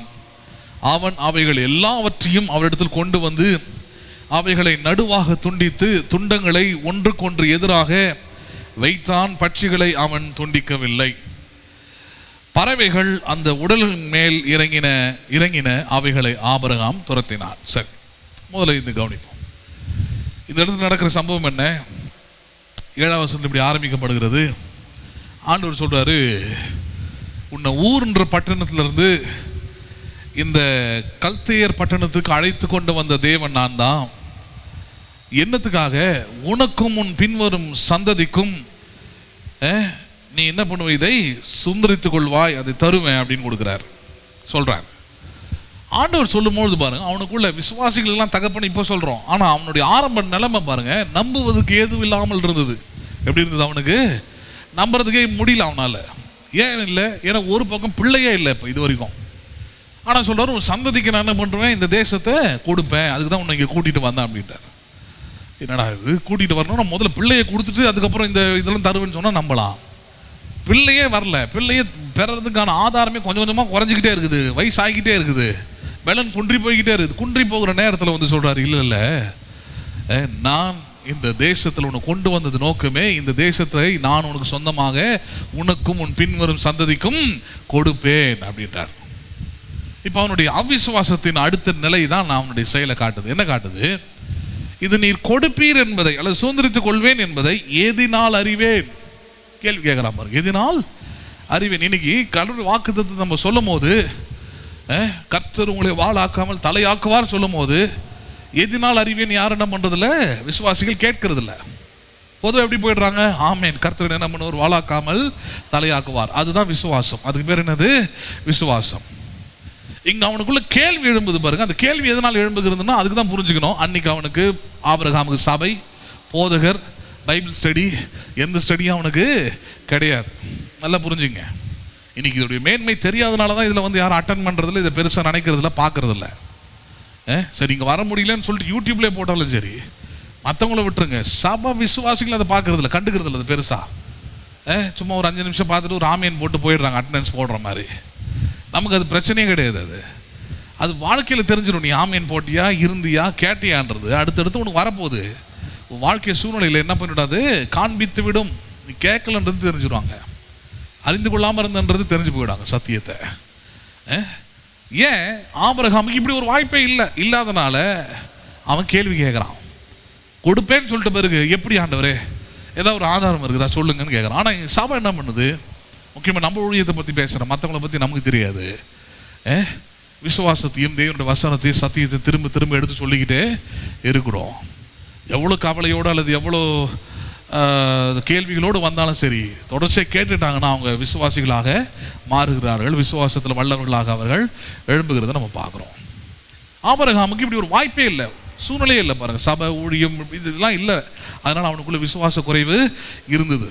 நிறைய பேர் இந்த 90 வயசில் பெற்றான்றதை பெருசாக பேசுவாங்க. ஏன் பெற்றான், ஏன் டிலேடு அப்படின்னா 2 விஷயம் இருந்தது. ஒன்று, அவன் ஆண்டவர் சொன்னதை முழுமையாக என்ன பண்ண முடியல, விசுவாசிக்க முடியவில்லை. ஏன் விசுவாசிக்க முடியல? 2வது காரணம் தான். ஏன்னா விசுவாசிப்பதற்கு எது தேவைங்க? தேவனுடைய வசனம் அவன் யாரை சொல்லிக்கிட்டே இருக்கணும். அதுக்கு வாய்ப்பே இல்லை. ஆண்டவர் வந்து ஒவ்வொரு முறையும் அதை பண்ணிக்கிட்டே இருக்க முடியாது. எப்பயாவது வராது, பேசுகிறார், அவ்வளோதான். அது 5 வருஷத்துக்கு முறையா இல்லை 10 வருஷத்துக்கு ஒரு முறையா இருக்கலாம். அப்படி தான் ரொம்ப இடைவெளி கழித்து வந்து ஆபிரகாம் கிட்ட பேசுகிறார். நான் உன்னை எதுக்கு இங்கே கொண்டு வந்தேன்னா, இந்த தேசத்தை உனக்கு உன் பின்வரும் சந்ததிக்கு நான் கொடுப்பேன் அப்படின்னு சொன்ன உடனே கேட்குறான், அது எப்படி நடக்கும்? அதுக்கு ஆதாரம் என்ன? ஏதோ ஒரு ஆதாரத்தை என்ன பண்ணுங்க, எனக்கு காட்டுங்கன்னு கேட்குறான். ஆதாரத்தை காட்டுறதுக்கு என்ன பண்ண முடியும்? ஒரே ஒரு தான் பண்ண முடியும். இப்போ உங்கள் கையில் ஒரு செல்ஃபோன் வச்சுருக்கிறீங்க, இந்த செல்ஃபோன் உங்களுது தான் அப்படின்றதுக்கான ஆதாரத்தை காட்டுங்க அப்படின்னா நீங்கள் என்ன பண்ணுவீங்க தெரியுமா? அதெல்லாம் ஆதாரத்தை என்ன காட்டுவீங்க? இந்த பாருங்க, இந்த வால்பேப்பரு, இந்த நம்பர் செட் பண்ணி வச்சுருக்கிறேன், அதெல்லாம் ஆதாரம் கிடையாதுங்க. அதெல்லாம் யார் வேணால் என்ன பண்ண முடியும், மாற்றிக்க முடியும். பேசுகிறது புரியுதுங்களா உங்களுக்கு? இப்போல்லாம் ஒரு சின்ன ஒரு இதுதான் வச்சுருக்கிறானுங்க, அது என்ஒய்சின்றானுங்க, ஒயர்லெஸில். அதில் என்ன பண்ணிடுறானு, மொபைல் கிடச்சதுன்னா உடனே தூக்கி அதை அட்டாச் பண்ண உடனே மொத்தத்தையும் வித்தின் ஒரு 10 செகண்ட்லேயே பார்த்தீங்கன்னா மொத்தத்தையும் மாற்றிட்டு அவங்க கண்ட்ரோலில் கொண்டு வந்துடுது. அவங்க போடுற பின்னு, அவங்க போடுற லாக்கு எல்லாமே, அவங்க மெயில் கீழ் எல்லாமே ஆட்டோமேட்டிக்காக அதை மாறிடுது எல்லாமே. அப்போ அவங்க ஒன்றாவது காட்டும் பாருங்கள், இந்த மெயில், இந்த வால்பேப்பர், இது எந்த தான், இந்த ஃபோன் எந்த தான், என்ன பண்ண முடியாது, பேச முடியாது. ஃபஸ்ட்டு ஆதாரம்னா பில்லு தான். என்னது அதுக்கு? ஆமாம், பில்லை தான் காட்ட முடியுது. பில்லு, அந்த பில்லை IMEI நம்பர்னு ஒன்று போட்டிருப்பாங்க. அதையும் அந்த ஃபோன் என்ன பண்ணுவாங்கங்க, செக் பண்ணி பார்ப்பாங்க. ஏன்னா IMEI நம்பர் மாற்றவே முடியாது. மாற்றணும்னா அது பெரிய செலவு, அது பெரிய வேலை. அது வேலை, செலவுன்றதை விட வேலை. அப்போ அந்த வேலையை எவ்வளோ செய்ய மாட்டான். மேக்ஸிமம் சிம்மை தான் மாற்றுவோம். IMEI நம்பர்ன்றது அந்த ஃபோன்லேயே வரக்கூடிய நம்பர் அது. அப்போ அதோடு கனெக்ட் பண்ணி பார்க்கும்போது ப்ரூஃப் தான் ஒன்று தெரிஞ்சிடும். இந்த செல்ஃபோன் இன்னாருதுன்றது எதை வச்சு ப்ரூஃபாக தெரியுது? அங்கே வச்சுருக்கிற பில்லில் இருக்கிற IMEI நம்பர் தான். அப்போ அந்த பில்லு அங்கே ரொம்ப முக்கியமானது. அங்கே எது ரொம்ப முக்கியமானது? அதுதான் ஆதாரம் அங்கே. அப்போ ஆபிரகாம் இப்போ அப்படி ஒரு ஆதாரம் தான் கேட்குறான். சொல்லிட்டீரு, அதுக்கு ஆதாரம் வேணும்ல. நீ சொல்கிறதுக்கு எதுக்குமே ஆதாரம்? நானே வயசாகிட்டு இருக்கிறேன், மனைவி வயசாகிட்டு இருக்கிறா, நாங்கள் இந்த வயசில் போய் சுதந்திரிக்கிறது தான் நடக்கிற விஷயமா ஒன்றுமே இல்லை அப்படின்றான். ஒரு ஊரே சுதந்திரிப்பன்றார். கானான் தேசத்தை தான் அந்த இடத்த சொல்கிறாரு. ஒரு சந்ததி சுதந்திரிக்கும் சொல்லும்போது அது வாய்ப்பே இல்லையே அப்படின்னு கேட்கும் போது ஒரு ஆதாரம் என்னன்னு கேட்குறான். கேட்கும் போது ஆண்டவர் சொல்கிறாரு, நீ பலிக்கான காரியங்களை என்ன பண்ணு, எடுத்துக்கொண்டு வாண்டார். எதை எடுத்துகிட்டு வாணியங்க? 9 வருஷம் தான் படிக்கிறோம். அவர் 3 வயது கிடாரியும் 3 வயது வெள்ளாட்டியும் 3 வயது ஆட்டுக்கடாவையும் ஒரு காட்டுப்புறாவையும் ஒரு புறா குஞ்சியும் என் இடத்துல என்ன பண்ணுவான், கொண்டு போய் தான் ஒன்று கொண்டு வர சொல்லியிருக்கலாம். இருக்கிற பலி மொத்தத்தையும் கொண்டு வர சொல்கிறார். பலியாய் செலுத்தக்கூடிய எல்லாத்தையும் என்ன பண்ணாங்க, கொண்டு வான்னு சொல்கிறார். என்ன நடக்குது? அவன் அவைகள் எல்லாவற்றிலும் அவரிடத்தில் கொண்டு வந்து அவைகளை நடுவாக துண்டித்து துண்டங்களை ஒன்றுக்கு ஒன்று எதிராக வைத்தான். பட்சிகளை அவன் துண்டிக்கவில்லை. பறவைகள் அந்த உடலின் மேல் இறங்கின, அவைகளை ஆபிராம் துரத்தினான். சரி, இப்போ சாக்ரிஃபைஸும் பண்ணியாச்சு. சாக்ரிஃபைஸ்னா பலியிட்டாச்சு. ஆண்டவர் சொன்னார், கொண்டு வந்தாச்சு, பலியிட்டாச்சு. பலியிட்ட பிறகும் பாருங்க, அங்கே எந்த விதமான செயல்களும் சம்பவங்களும் நடக்கவே இல்லை. there is something silence and there is something being late. அமைதியாக இருக்குது. ரெண்டாவது, காலம் தாமதமாகிட்டே இருக்குது. எந்த அளவுக்கு காலம் தாமதமாகுது? அடுத்த வருஷம் சொல்லுது, 12ஆம் வருஷம் சூரியன் அஸ்தமிக்கும் போது என்ன நேரம் ஆகுது? இப்போ நல்ல வெளிச்சத்தில் வச்சிருந்துருப்பான் போல இருக்குது, பலி செலுத்திருப்பான் போல இருக்கு. ஏன்னா பலிகள் அப்படி தான் செலுத்தப்பட வேண்டும். பலிகள் செலுத்தப்பட்டு சூரியன் அஸ்தமிக்கும் போது, சூரியன் மறையும் போது, இருள் உண்டாகும் போது என்ன உண்டாகிறதுங்க? அவன் சொல்றான், ஆபிரகாமுக்கு 5 நித்திரை வந்தது. அடுத்த வசனம் பாருங்க, திகிலும் கார் இருளும் அவனை மூடிக்கொண்டது. எது மூடிக்கொண்டது? ஆமா, என்னதுக்கு இந்த வசனம் எதை காண்பிக்குது? பல நேரத்தில் நம்ம அவனுடைய வார்த்தை கேட்போம், அதை உள்ளத்தில் விசுவாசிப்போம். ஆனால் சூழ்நிலைகள் அல்லது காலங்கள் தாமதமாக காரியங்கள் நடைபெறாத போது, எதிர்பார்த்த நேரத்தில் அது வராத போது, நம்முடைய வாழ்க்கையில் இந்த சூழ்நிலை நம்ம நிச்சயமாக என்ன பண்ணுவோம்? ஆபிரகாம் சந்தித்தது போலவே சந்திப்போம். எதை சந்திக்கிறோம் நம்ம? அங்கே திகிலும் காரிலும் அவனை மூடிக்கொண்டது. காரியங்களே நடக்கல, ஆண்டவரே வரல, பலிகள் செலுத்தியும் அதில் எந்த விதமான உடன்படிக்கையும் தேவன் செய்யவில்லை. இவன் மட்டும் அங்கே இருக்கிறான் தனியா. வாழ்க்கையில் பல நேரத்தை நம்ம நிற்கிற மாதிரி காரியமே நடக்கல. நானும் பாடி பார்த்துட்டேன், துதிச்சு பார்த்துட்டேன், பிரசங்கம் பண்ணி பார்த்துட்டேன், பிரசங்கத்தை கேட்டு பார்த்துட்டேன், விசுவாசித்து பார்த்துட்டேன், பொறுமையாக இருக்கிற அளவுக்கு இருந்து பார்த்துட்டேன். ஆனால் ஒன்றுமே என்ன பண்ணல, நடக்கலை, மாறவே இல்லை. சொன்னது எதுவுமே வாழ்க்கையில் நடந்த மாதிரியே தெரியல அப்படின்ற நிலைமைக்கு நம்ம தள்ளப்படுறோம். ஆபிரகாம் அந்த நிலைக்கு தான் தள்ளப்படுறான். இருளும் அவனை மூடிக்கொண்டது, அவனை பயமுறுத்த ஆரம்பிச்சது பாருங்க. அந்த நேரத்தில் 13 வருஷம், அப்பொழுது அவர் ஆபிரகாமை நோக்கி, உன் சந்ததியார் தங்களுடையதல்லாத அந்நிய தேசத்திலே பரதேசிகளாயிருந்து தேசத்தாரை சேவிப்பார்கள் என்றும் அவர்களால் 400 வருஷம் உபத்திரப்படுவார்கள் என்றும் நீ நிச்சயமா என்ன பண்ண கடவாய், அறிய கடவாய். Why this happened? ஏனென்றால் தேவன் பாருங்க, ஏற்ற காலத்தில் எல்லாவற்றையும் அவர் செய்கிறவராக இருக்கிறார். எல்லாவற்றையும் எப்படி செய்கிறார் அவர்? ஏற்ற காலத்தில். பலி செலுத்தின உடனே நேரம் வந்து, ஆபிரகாமே உன் சந்ததி, அதாவது உன் பிள்ளைங்க, உன் சந்ததி எல்லாமே 400 வருஷம் ஒரு இடத்துல போய் எப்படி இருக்க போகிறாங்க? அடிமையாக இருக்க போகிறாங்கன்னா எப்படி இருக்கும் பாருங்க. யோ, இதுக்கு என்ன பலி செலுத்த சொன்னேன், இதுக்கு என்ன அழைச்சேன், இதுக்கு இத்தனை வயசு வரைக்கும் ஒன்று நம்பினேன், என் பிள்ளைங்க நாசமாக போவாங்க, என் பிள்ளைங்க அடிமையாக போவாங்கன்னு சொல்கிறது கேட்கறதுக்காக நான் வந்தால் இவ்வளோ தூரம் அப்படின்னு இருப்பான். ஹலோ, அந்த அனுபவம் பாருங்க, அந்த இயற்கை அனுபவத்தை கடவுள் கொடுத்துட்றாரு அவனுக்கு. திகிலும் காரிலும் மூடிக்கொண்டு எந்த ஒரு ஆதாரமும் இல்லை. இயற்கையானது பாருங்க. நம்ம நகரத்தில் வாழறோம், பெருசாக இதை பற்றி நமக்கு தெரியாது, பெருசாக தெரியாது, கொஞ்சம் தெரியும். என்னது? வெளிச்சத்தில் நம்ம எவ்வளோ தூரம் வேணால் நடப்போம், நமக்குள்ளே ஒரு தன்னம்பிக்கை இருக்கும், தைரியமாக கொஞ்சம் செயல்படுவோம். ஆனால் இருளாக வெளிச்சம் மறைய இருள் அதிகரிக்க நமக்குள்ள இயற்கையாகவே நம்ம உள்ளத்தில் ஒரு எல்லாருக்குள்ளேயும் ஒரு விதமான பயம், தயக்கம் எல்லாமே இயல்பாக வரும். ஹலோ, பேசுறது புரியுதுங்களா? ஏன்னா இருளுடைய தன்மை அதுதான். இருளுடைய பவர்னு கூட சொல்றதா, பவர் ஆஃப் த டார்க்னஸ் அதுதான். இருளுடைய தன்மை என்ன? நம்பிக்கையை அற்றுப்போக பண்ணி, உங்களுடைய விசுவாசத்தை அற்றுப்போக பண்ணி, நீங்கள் எதிர்பார்த்திருக்கிறத எதிர்பார்க்க விடாமல் உங்களை மறக்க பண்ணி, உங்களை பயத்துக்குள்ளேயே வச்சிருக்கிறது தான் இதோடைய வல்லமையாக இருக்குது, இருளுடைய வல்லமையாக இருக்குது. அவருக்கு நமக்கு அந்த நிலையை அங்கே கொண்டு வராம பாருங்க, அந்த நிலையை அவன் உணர ஆரம்பிக்கிறான். வாழ்க்கையில் இப்படிலாம் ஒன்று இருக்குது போல இருக்கு, லைஃப் எப்பவுமே சஸ்டெயின்டாக ஒரே இடத்துல நிற்காத போல இருக்குது. ஆனால் அவன் சொல்லப்பட்ட வாக்குத்தத்தம், நான் உன்னை ஆசீர்வதிக்கவே ஆசீர்வதித்துன்னு தானே சொன்னார்.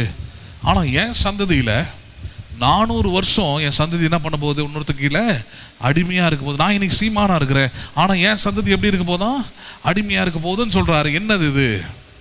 நிச்சயமாக தேவன் வந்து அநீதியான தீர்ப்பை செய்ய போவது இல்லை. இல்லை அவங்களுக்கு வேணும்ன்ட்டு ஏதோ ஒரு கஷ்டத்தை கொடுக்க போகிறதும் இல்லை. என்ன பிரச்சனைங்க? அதுக்கு தான் அங்கே தேவன் இஸ்ரவேல் மக்களுக்கு சொல்லி கொடுத்தார், உன் பிள்ளைகள் கர்த்தரால் என்ன பண்ணப்பட்டிருப்பார்களாக?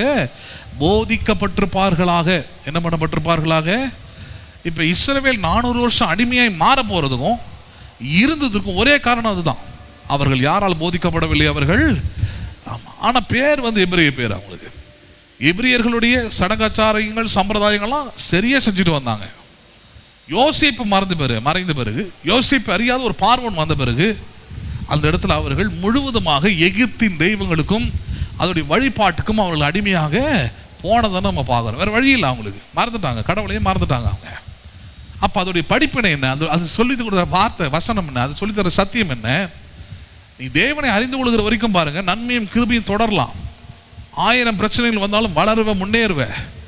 1000 எதிராளிகள் சத்துருக்கள் சூழ்ந்து உன்னை அமிழ்த்தணும்னு வரும்போது கர்த்தர் உன்னை விடுவித்து எல்லாவற்றிலும் உன்னை பாதுகாப்பாரு. ஆனால் தேவனை மறக்கிற எந்த சந்ததியும், தேவனை மறந்து போகிற எந்த ஜாதியாரும், அது எந்த சூழ்நிலையிலும் சரி, அவர்கள் நன்றாக வாழ்ந்ததாக சரித்திரமே இல்லை. பேசுறது புரியுதுங்களா உங்களுக்கு? Denying is easy. மறுதளிக்கிறதும் ஆண்டவரை நிராகரிக்கிறது ரொம்ப எளிதான விஷயம். அது ஈஸியாக செஞ்சுட்டு போயிடலாம் யார் வேணா. ஆனால் வாழ்வடையவே முடியாது என்பதுதான் நிச்சயம். என்ன அடையவே முடியாது? அது வாழ்வடையவே முடியாது. ஒரு விசுவாசி இங்கே இருந்தார் பாருங்க, அவனோட படிப்பறிவுலாம் கிடையாது. ஆனால் விசுவாசியாக இருக்கிறதுக்கு படிப்பறிவு ஒன்றும் தேவை கிடையாது. ஒழுங்காக வர சபையில் ஊழியக்காரன் மேலே நம்பிக்கை இருந்தால் அவனுக்கு போதும். ஆண்டவருக்கும் ஊழியக்காரனுக்கும் விசுவாசமாக இருந்தால் போதும். அதில் ஒரு கட்டத்தில் என்ன ஆகுதுன்னா, பணம் நிறைய வருது, சூழ்நிலைகள்லாம் மாறின உடனே கொஞ்சம் அப்படியே ஃப்ரெண்ட்ஸ் எல்லோரும் கிடச்ச உடனே கொஞ்சம் அப்படி நடந்த உடனே மறுபடியும் ஒரு திருமணம் பண்ணணும் அப்படின்னா, அவருக்கு ஏற்கனவே திருமணமாகி 2 பிள்ளைங்கள் இருந்தாங்க, வயசுக்கு வாய்ந்த 2 பிள்ளைங்கள் இருந்தாங்க. சரி, மனைவி வேறு ஒரு ஆளோட போயிட்டா அந்த பிள்ளைங்களும் அந்த ஆளோடய போயிடுச்சு. யாரும் இல்லை, தனிமையாக இருக்கிறேன், திருமணம் பண்ணணும் ஆசை. தப்பு ஒன்றும் கிடையாது. திருமணம் யாவருக்குள்ளும் கனம் உள்ளதுன்னு வசனம் சொல்லுது. மனைவி இல்லை, பிரிஞ்சு போயிட்டதுக்கப்புறம் அவன் என்ன பண்ணுறான்? இன்னொரு திருமணம் பண்ணிக்கணும்னு விரும்புகிறான். அவன் வாழ விரும்பலை. சரி, ரைட்டு. அப்போ நம்ம என்ன பண்ண முடியும்? பொறுமையாரு, என்ன பண்ணு நீ, ஆமாம் வெயிட் பண்ணு அப்படின்னா ஒரு கட்டத்தில் பாருங்கள், என்கிட்ட சொல்லிட்டே போனார். அவர் ஃபஸ்ட்டு போயிட்டார், அதுக்கப்புறம் வந்தார். இல்லைங்க, நான் வந்து சர்ச்சை விட்டு ஏன் போகணுன்னா, இங்கே இருந்தால் நீங்களாம் கல்யாணம் பண்ணி வைக்க மாட்டீங்க, இங்கே இருந்தால் நீங்களாம் என்ன பண்ண மாட்டீங்க, எனக்கு கல்யாணம் பண்ணி வைக்க மாட்டீங்க. எனக்கு வந்து கல்யாணம் பண்ணணும், என் பொண்டாட்டிக்கு முன்னாடி வாழ்ந்து காட்டணும், நான் வந்து நல்லா இருக்கணும், நான் அதுக்கு தான் கஷ்டப்பட்டு சம்பாதிக்கிறேன். சரி, இப்போ நாங்கன்னா நீ நல்லா சம்பாதிக்கக்கூடாது, நல்லா இருக்கக்கூடாது, குழந்தை குட்டியோடு இருக்கக்கூடாது பிரசங்கம் பண்ணுறோமா இல்லை சொல்கிறோமா? நாங்கள் சொல்கிறவங்கிட்டலாம் காலில் போய் விழுந்து கிடக்குறாங்க. நல்லா இருங்கன்னு சொன்னால் இந்த வெறி பிடிச்ச நாய் மாதிரி நம்ம மேலே என்ன பண்ணுறது? பாயிறது. ஸோ நான் ரொம்ப சந்தோஷம். இப்போ உன்னுடைய நம்பிக்கை என்ன? வெளியே போய் கல்யாணம் பண்ணி ரொம்ப நல்லா இருப்பேன், அதானே? ஆமாம், அப்படி தான். ரொம்ப தாராளமான பொண்ணு, இளையகுமாரன் மாதிரி கிளம்பு, வெளியே போய் நல்லாரு. ஏன்னா ரோட்டில் இருந்த உனக்கு கடவுள் ஒரு நல்ல கடையை கொடுத்தாரு, அட்வான்ஸ் 20,000 கொடுத்து கடையை எடுத்து மாதம் 4,000 5,000 கட்டி வர அளவுக்கு உன் தொழில் பெருகிருச்சு, உனக்கு ஒரு அந்தஸ்து வந்துருச்சு, பணம் வந்துருச்சுன்னா கடைசியாக யார் அதிரவா மாறினாவன்? வீட்டுக்கு எதில் இருந்த ஒரு அம்மாவை கொலை பண்ணியே போட்டான், கொலைகாரனாக மாட்டான், 1 வருஷம் ஜெயிலு, வியாபாரம் போச்சு, திரும்பி பழைய அவ்வளோதான், நடுத்தரு தான், வேற ஒன்றும் இல்லை. அதே நடுத்தருந்தேன். எங்கே ஏறி அங்கே என்ன பண்ணோம்? ஆமாம், அதே ஸ்டாப்பிங்கில் தான் வந்து இறங்கி ஆகணும். இறங்கியாச்சு. திருப்பி நான் ஒரு 4-5 வருஷம் கழித்து சந்திக்கும் போது வேணுன்ட்டு கேட்குறேன். நமக்கு தெரியாமலாம் இல்லை, நமக்கு தான் தெரியுமே என்ன நடக்கும்ட்டு சொல்லி தான் அனுப்புகிறோம். சரின்னா ராஜா கல்யாணம்லாம் பண்ணிட்டேன்னு. அதெல்லாம் எங்கே நான் பொண்ணு தரமாட்டேன்றாங்க. ஆமாம், தரமாட்டாங்க. சரி சரி, பிள்ளைங்கள்லாம் போய் பார்த்தியா? அது ஏன்னா கேட்குறீங்க? அது இன்னொரு பெரிய கஷ்டமானதுண்ணா. என்ன கஷ்டம்? 2 பொண்ணுங்களுக்கு கல்யாணம் ஆச்சுண்ணா. என்கிட்ட சொல்லவே இல்லைண்ணா. என்கிட்ட இதை விட ஒரு அப்பனுக்கு செத்து போயிடலாம் அதுக்கெலாம். நீ பெற்றெடுத்து நீ வளர்த்த பிள்ளைங்க அது கல்யாணத்துக்கு உங்ககிட்ட என்ன பண்ணவே இல்லை, சொல்லாமையே கல்யாணம் நடந்து முடியுது, கல்யாணம் நடத்தி வைக்கிறாங்க. உன்னை அழைக்கலைன்னா நீ இதுக்கு பேசாமல் என்ன பண்ணிருக்கலாம் நீ? ஆமாம், புரியுதா உங்களுக்கு? இருக்கிறது வேஸ்ட். என்னத்தை பண்ண போகிற நீ சொல்லுவாப்போ? உன் பணம் நீ சம்பாதிக்கிறது எல்லாம் என்னத்துக்கு? உன்னால் வாழ முடியலையே. அதனால் என்ன பண்ண போகிற?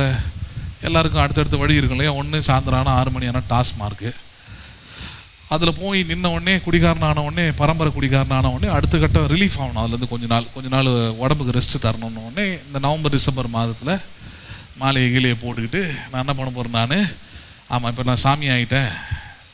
ஒரு 2 வருஷத்துக்கு முன்னாடி பார்த்தேன் நான் ஒரு கடையில் காலையில் நல்லா 6-7 மாலை போட்டுக்கிட்டு காலில் செருப்பு போடாமல் கருப்பு கலரில் ஒரு லுங்கி கட்டிக்கிட்டு அப்படியே நிற்கிறாரு.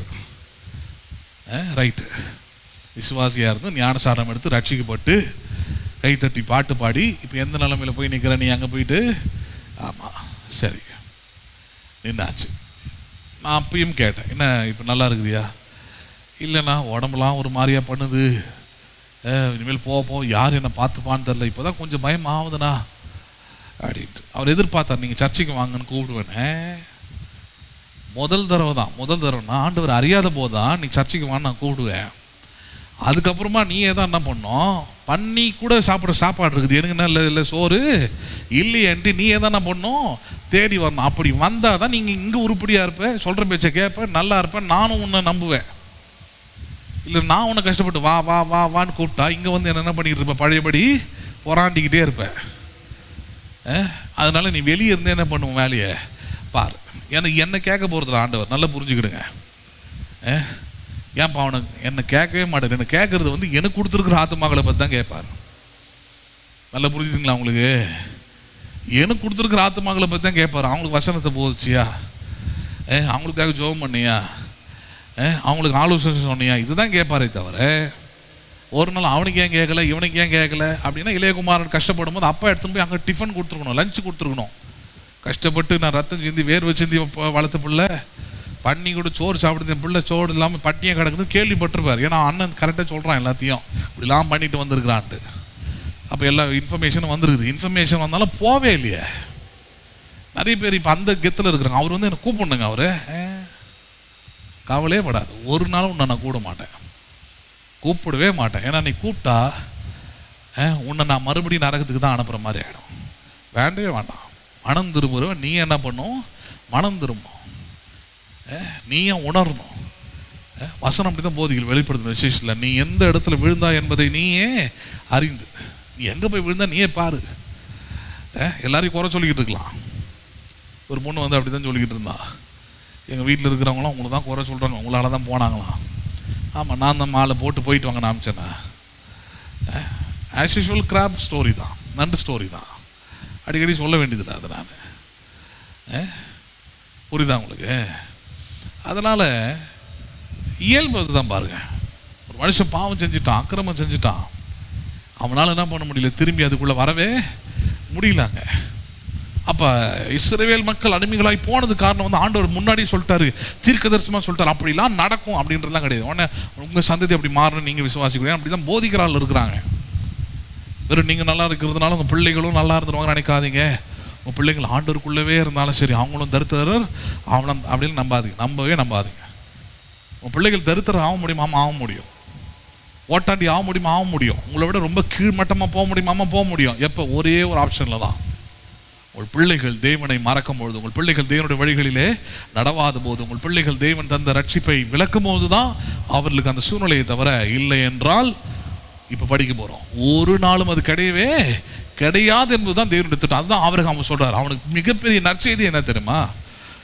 நீ மட்டும் சீமான் இல்லை, உன் சந்ததியில நடுவில் கொஞ்சம் பேர் மறக்கிறதுனால 400 வருஷம் அடிமையா இருக்க போறோம். ஆனா ஒரு சந்ததி எழும்ப போகுது. அந்த இடத்துல இருந்து மோசேவினால அந்த சந்ததி உருவாகும். அந்த சந்ததி ஆபிரகாமையும் தேவன் ஆபிரகாமோடு பண்ண உடன்படிக்கையும் தேவனையும் நினைக்கிற சந்ததியாக மாறும். அந்த சந்ததியை உன்னை போல நான் சீமானாக மாற்றி காண்பிப்பேன். அது என்ன சொல்ல வர அந்த இடத்துல? ஆபிரகாமின் சந்ததி ஒரு சூழ்நிலையிலும், எந்த நிலையிலும், அது எவ்வளவு பெரிய தரித்திரம் இருக்கட்டும், எவ்வளவு பெரிய பஞ்சம் வரட்டும், எவ்வளவு பெரிய சூழ்நிலைகள் வரட்டும், ஒரு சூழ்நிலையிலும் ஆபிரகாமின் சந்ததி, தேவனை விசுவாசிக்கிற சந்ததி, தேவனை விசுவாசிக்கிற உங்கள் பிள்ளைகளின் பிள்ளைகள் அவர்கள் வெறுங்கையாய் தரித்திரராய் போவதே இல்லை என்பதுதான் இங்க போதிக்கிறார் ஆபிரகாமுக்கு. என்ன சொல்றாரு பாருங்க 14. இவர்கள் சேவிக்கும் ஜாதிகளை நான் நியாயம் தீர்ப்பேன். இப்ப கவனிக்கணும். பின்பு மிகுந்த பொருட்களுடனே புறப்பட்டு வருவார்கள். எப்படி வருவார்கள்? அவர்கள் 400 வருஷம் அடிமையா இருந்தவங்க. அந்த அடிமையான தேசத்திலேயே அவர்கள் யாராக மாறுவார்கள்? அவர்கள் செல்வந்தர்களாக மாறுவார்கள். மிகுந்த பொருட்களோடு வருவார்கள். அதுதான்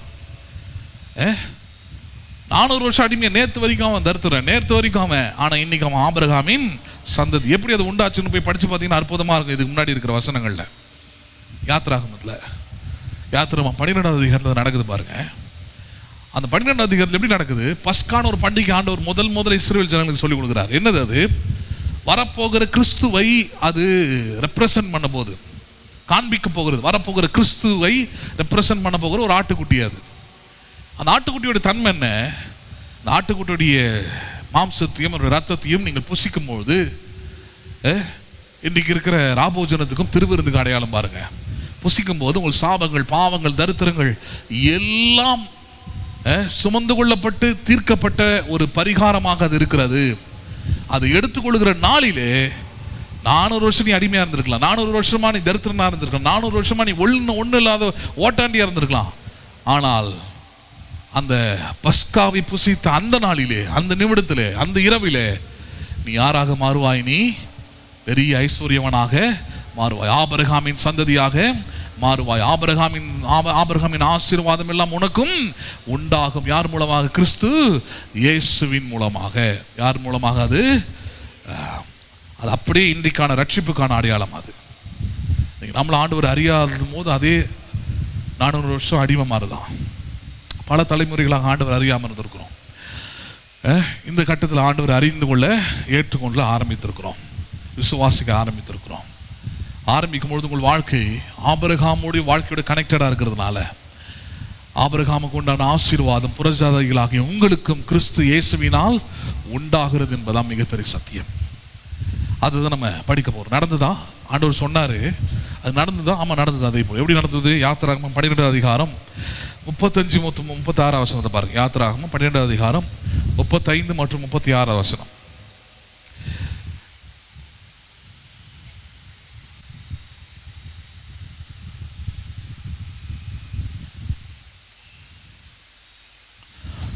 யாத்திராகமம் 12வது அதிகாரம் 35 மற்றும் 36 வசனத்தை பாருங்க. மோசே சொல்லியிருந்தபடி இஸ்ரவேல் ஜனங்கள் எகிப்தியரிடத்தில் வெள்ளி உடைமைகளையும் பொன் உடைமைகளையும் வஸ்திரங்களையும் கேட்டார்கள். கர்த்தர் ஜனங்களுக்கு எகிப்தியரின் கண்களில் தயவு கிடைக்கும்படி செய்தனால் கேட்டதை அவர்கள் கொடுத்தார்கள். இவ்விதமாய் அவர்கள் எகிப்தியரை என்ன பண்ணினார்கள்? அவர்கள் கொள்ளையிட்டார்கள் இருக்குது. இந்த கொள்ளையிட்டார்கள்ன்ற வார்த்தை வந்து பார்த்தீங்கன்னா, ஒரு ராஜா படையெடுத்து போய் தன்னுடைய அதிகாரம், தன்னுடைய பலத்தினால தனக்கு கீழாக இருக்கிற அல்லது எதிரிகளிடத்திலிருந்து எடுத்துக்கொள்வது தான் கொள்ளையின் பேர். கொள்ளைனா திருடு இல்லை, தனக்கு தன்னுடைய பலத்தினாலே தன்னுடைய அதிகாரத்தினாலே ராஜா எடுத்துக்கொள்கிறது. அது யார் எடுத்துக்கொள்வது? அது ராஜா எடுத்துக்கொள்வது தான் கொள்ளை. இஸ்ரவேல் ஜனங்கள் யார்? அடிமைகள் நேற்று வரைக்கும். ஆனால் இன்றைக்கு பஸ்காவை புசித்து முடித்த உடனே அவருடைய நிலைமை ஃபர்ஸ்ட் சேஞ்ச் என்ன தெரியுமா? நேற்று வரைக்கும் அடிமைகள், நேற்று வரைக்கும் தரித்திரர்கள், நேற்று வரைக்கும் ஒன்றில் இல்லாதவர்கள், நேற்று வரைக்கும் அவங்களை விடுதலையாக்க யாருமே கிடையாது. அவர்கள் ரட்சிக்கப்பட்ட உடனே, பஸ்காவை புசித்த உடனே முதல் மாற்றம் எங்க தெரியுமா? பொருளாதாரத்துல தான். எங்க தான் உண்டாகுதாங்க? பொருளாதாரத்துல தான். என்ன பொருளாதாரம் அது? அவர்கள் வெள்ளி உடைமைகளையும் பொன் உடைமைகளையும் வஸ்திரங்களையும் அவர்கள் உடையவர்களாக அவர்கள் மாறினார்கள். ஹலோ, யாராக மாறுறாங்க? அவங்க எதனால வந்ததுன்றது அடுத்த வசனம் சொல்லுது. 36, கர்த்தர் ஜனங்களுக்கு எகிப்தியரின் கண்களில் என்ன கிடைக்கும்படி செய்தார் அவர். அப்ப கர்த்தருடைய தயவு அது. யாருடைய தயவு அது? கர்த்தருடைய தயவு ஒரே நாள் இரவில் அடிமைகளாக இருந்தவர்களை யாராக மாற்றுகிறது? பொருளாதாரம் உள்ளவர்களாக, செல்வந்தர்களாக, பொருளுடையவர்களாக, வெறுங்கையா இருந்தவர்களை, தரித்திரராக இருந்தவர்களை ஒரே நாள் இரவில் என்ன பண்ணுது? கர்த்தருடைய தயவு மாற்றுகிறத பார்க்குறோம் பாருங்க. அப்போ உங்களுக்கு நீங்கள் யோசிக்க வேண்டியது தான், ஆபிரகாமின் ஆசீர்வாதம் என்ன? அது அப்படி போய் இப்படி போய் அங்கே சேர்த்து வச்சு இங்கே சேர்த்து வச்சு இப்படி பண்ணி அப்படி பண்ணி அதெல்லாம் ஒரு பக்கம். எதை நம்பணும்? அதெல்லாம் தாண்டி என்னுடைய கையின் பிரயாசம், என்னுடைய பலன், அதெல்லாம் தாண்டி கர்த்தருடைய ஆசீர்வாதம், கர்த்தருடைய தயவு, கர்த்தருடைய காருண்யம், இது என்னை பெரியவனாக்கும், இது என்னை உயர்த்தும். நான் எதிர்பார்க்காத நேரத்தில் வெள்ளியும் பொன்னியும் உடைய சீமானாக என்னை மாற்றும். காரணம், என்னுடைய தகப்பனாகிய ஆபிரகாம் அப்படிப்பட்டவன்.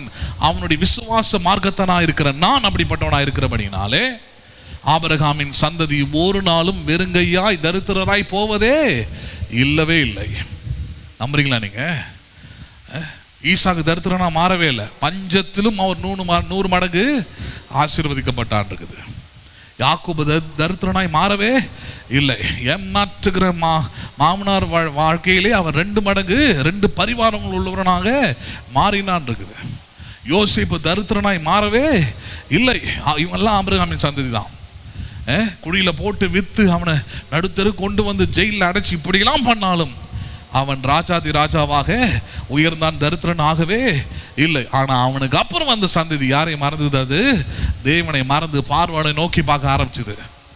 அப்ப நிச்சயமா தரித்திரம் வரும், நிச்சயமா குறைவு வரும், நிச்சயமா பஞ்சம் வரும், நிச்சயமா அந்த சந்ததி அடிமையாக தான் போவோம், நிச்சயமா அந்த சந்ததி ரொம்ப பாவப்பட்ட ஜென்மமாக தான் மாறும். மாறினது 400 வருஷம், கிட்டத்தட்ட 4 தலைமுறைக்கு மேல. அதுக்கப்புறம் ஒரு தலைமுறை எழும்புகிறது.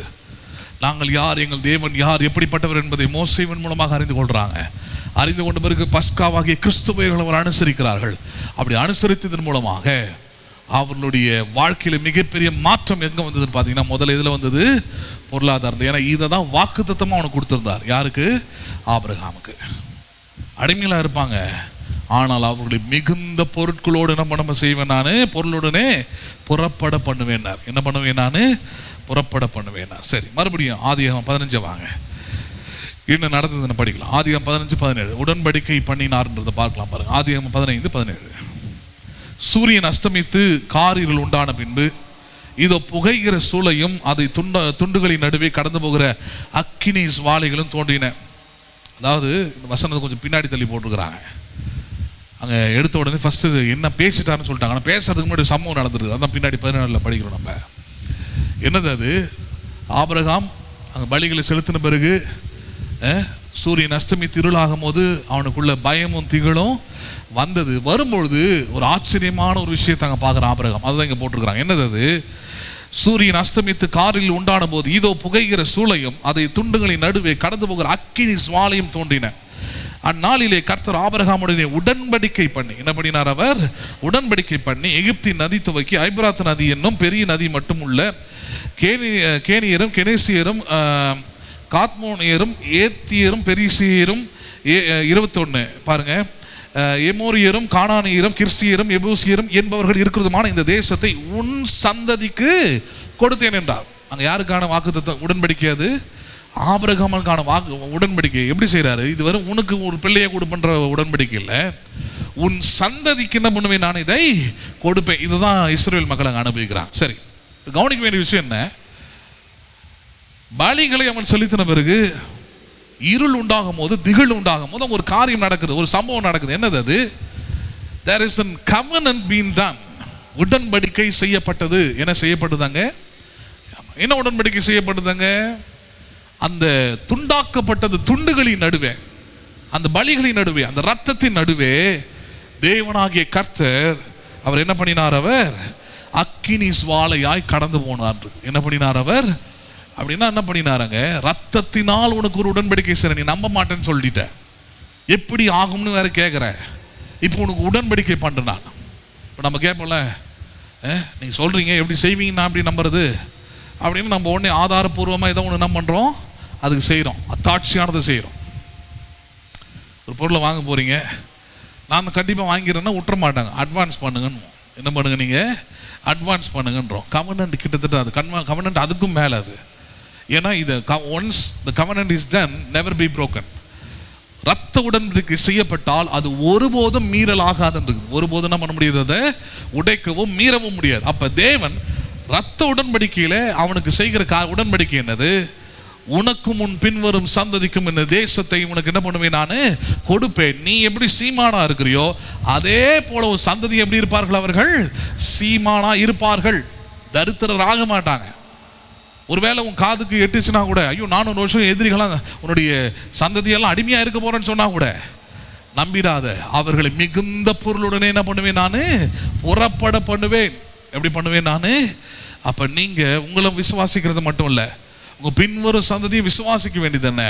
இன்னைக்கு நான் தேவனால் பெற்றிருக்கிற ஆசீர்வாதம், தேவனால் பெற்றிருக்கிற ஐஸ்வர்யம், இவைகள் வெறும் எனக்கானதல்ல. இது வெறும் எனக்கு மட்டும் கொடுத்துட்டா நான் மட்டும் நல்லா இருப்பேன் அப்படி இல்லை. தேவன் உடன்படிக்கை செய்திருக்கிறார். எப்படி செய்திருக்கிறார்? தம்முடைய ரத்தத்தின் மூலமாக, தம்முடைய குமாரனை கொண்டு சிலுவையில் அவர் என்ன பண்ணியிருக்கிறார்? உடன்படிக்கை செய்திருக்கிறார். 2 கொரிந்தியர் 8:9 இல்லையா சொல்றாரு, நம்முடைய தரித்திரத்தின் நிமித்தமாக அவர் சிலுவையில் நம்முடைய தரித்திரத்தை எடுத்துக்கொண்டு அவருடைய ஐஸ்வர்யத்தை நமக்கு கொடுத்திருக்கிறார் என்று சொல்லியிருக்கிறார். அன்றைய ஆபிரகாம் வெறும் பறவைகள் மிருகங்களுடைய பலிகளின் நடுவே உடன்படிக்கை கொடுக்கப்பட்டது. ஆனால் இன்றைக்கு ஆபிரகாமின் சந்ததிகளாகிய உங்களுக்கு, இயேசுவின் சந்ததியாக இருக்கிற நமக்கு, இயேசு கிறிஸ்துவே தம்முடைய ரத்த உடன்படிக்கையினாலே நாம் செல்வந்தர்களாக இருக்கும்படி, நம்முடைய சந்ததிகள் செல்வந்தர்களாக இருக்கும்படியான ஆசீர்வாதத்தை உடன்படிக்கை அவர் என்ன பண்ணியிருக்கிறார்? அவர் செய்திருக்கிறார். நம்புறீங்களா நீங்க அதை? அப்ப அதனாலதான் மிகவும் அதிக நிச்சயமாக நம்பலாம், என் சந்ததி ஒருபோதும் வெறுங்கையாய் தரித்திரராய் போவதே இல்லை. எவ்வளவு நஷ்டம் வந்தாலும் சரி, எவ்வளவு கஷ்டம் வந்தாலும் சரி, போயிடுமோ அப்படின்னு நினைச்ச போவே போவாது என்றால் ஜீவனை கொடுத்து ஒரு உடன்படிக்கை செய்திருக்கிறார். நம்முடைய தரித்திரம் எல்லாம் அவர் மேல் சுமக்கப்பட்டு அவருடைய ஐஸ்வர்யம் நமக்கு கொடுக்கப்பட்டிருக்கிறது. ஹலோ, அதனாலதான் போய் மனுஷங்கிட்ட போய் சண்டை போட்டு உட்காந்துடக்கூடாது. ஹலோ, யார்கிட்ட சண்டை போட்டு உட்காந்துடக்கூடாது. ஆமா, நீங்கள் மனுஷனால் ஆசீர்வாதத்தை ஐஸ்வர்யத்தை பெறுகிறவர்கள் அல்ல. மனுஷன் ஒரு வேளை ஏமாத்தலாம், கொடுக்காம போகலாம். ஆனால் வானத்தையும் பூமியும் உண்டாக்கின தேவன், நம்முடைய குமாரனை அருளினவர், இவைகள் எல்லாம் அருளாமல் இருப்பது எப்படின்னு கேட்டவர் ஒரு பெரிய உடன்படிக்கை செய்திருக்கிறார். அது ரத்த உடன்படிக்கை. தம்முடைய குமாரனை கொண்டு நம்முடைய தரித்திரங்கள் எல்லாவற்றையும் சிலுவையிலே சுமந்து அவருடைய ஐஸ்வர்யத்தை கொடுத்திருக்கிறார். அந்த ஐஸ்வர்யம் வேறு நமக்கானதல்ல, நமக்கும் நம்முடைய பின்வரும் சந்ததிக்கும் ஆனது. நம்புறீங்களா நீங்க? அதை எல்லாரும் எழுதுறோம்.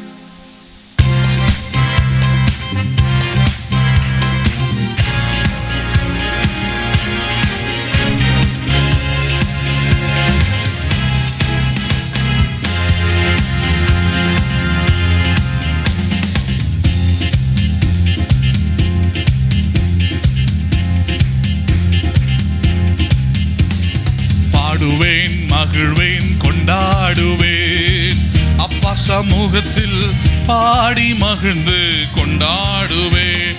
பாடுவேன், மகிழ்வேன், கொண்டாடுவேன், அப்பா சமூகத்தில் பாடி மகிழ்ந்து கொண்டாடுவேன். பாடுவேன், மகிழ்வேன்,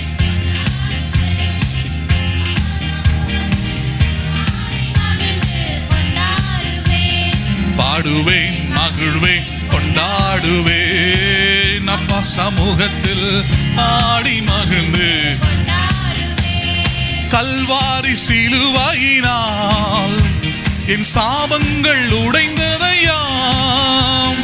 கல்வாரி சிலுவையினால் என் சாபங்கள் உடைந்ததையா. ஆபிரகாமின் ஆசீர்வாதங்கள் இந்த அடிமைக்கு கிடைத்ததையா.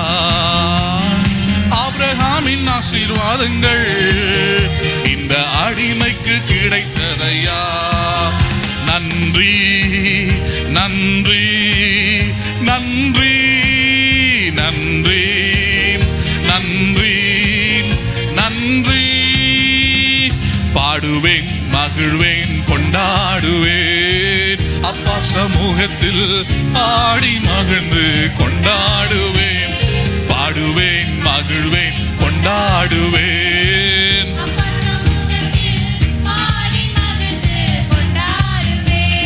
இயேசுவே உம் இரத்தத்தால் என்னை நீதிமானாய் மாற்றினீரே.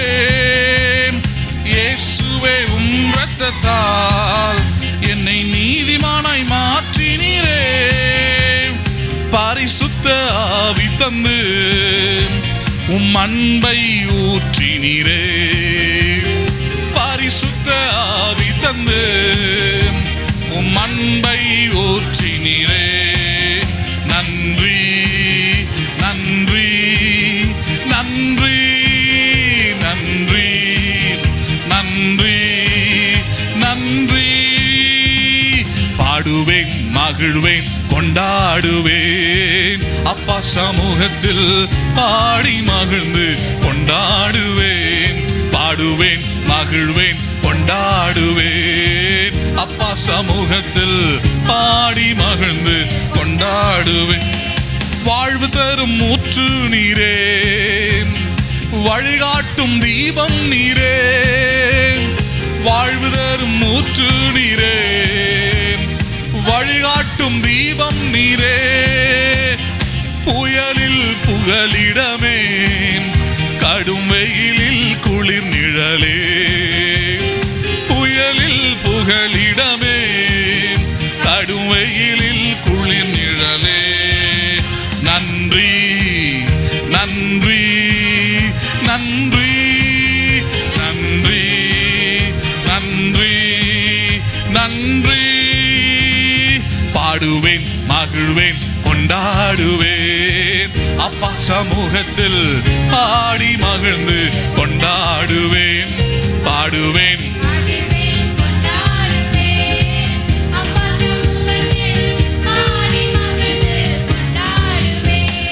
கல்வாரி சிலுவையினால் என் சாபங்கள் உடைந்ததையா. கல்வாரி சிலுவையினால் என் சாபங்கள் உடைந்ததையா. ஆபிரகாமின் ஆசீர்வாதங்கள் இந்த அடிமைக்கு கிடைத்ததையா. ஆபிரகாமின் ஆசீர்வாதங்கள் இந்த அடிமைக்கு கிடைத்ததையா. மறுபடியும் கல்வாரி சிலுவையினால் என் சாபங்கள் உடைந்ததையா. கல்வாரி சிலுவையினால் என் சாபங்கள் உடைந்ததையா. ஆபிரகாமின் ஆசீர்வாதங்கள் இந்த அடிமைக்கு கிடைத்ததையா. ஆபிரகாமின் ஆசீர்வாதங்கள் இந்த அடிமைக்கு கிடைத்ததையா. நன்றி நன்றி நன்றி நன்றி நன்றி நன்றி. பாடுவேன் மகிழ்வேன் கொண்டாடுவேன் அப்பா சமூகத்தில் பாடி மகிழ்ந்து கொண்டாடுவேன். பாடுவேன் மகிழ்வேன் கொண்டாடுவேன். ஓ பாடி மகிழ்ந்து கொண்டாடுவேன். பாடுவேன் மகிழ்வேன் கொண்டாடுவேன் அப்பா சமூகத்தில் பாடி மகிழ்ந்து கொண்டாடுவேன். பாடுவேன் மகிழ்வேன் கொண்டாடுவேன் அப்பா சமூகத்தில் பாடி மகிழ்ந்து கொண்டாடுவேன்.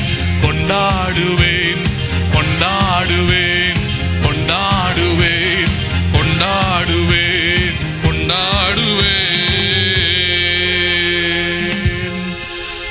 எங்கள் அன்பு இரக்கமுள்ள பரலோக தகப்பனே, இந்த ஆசீர்வதிக்கப்பட்டதான இந்த நல்ல இரவு வேளைக்காக நன்றி செலுத்துகிறோம்.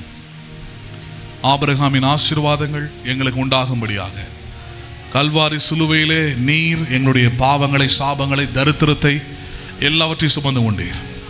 நாங்களோ எங்கள் பின்வரும் சந்ததியை ஒருபோதும் அவர்கள் தரித்திரராய் வெறுங்கையாய் மாறுவதே இல்லை. சிலுவையிலே நீர் அவைகளை சுமந்து கொண்டீர், எங்களை செல்வந்தனாக மாற்றியிருக்கிறீர்.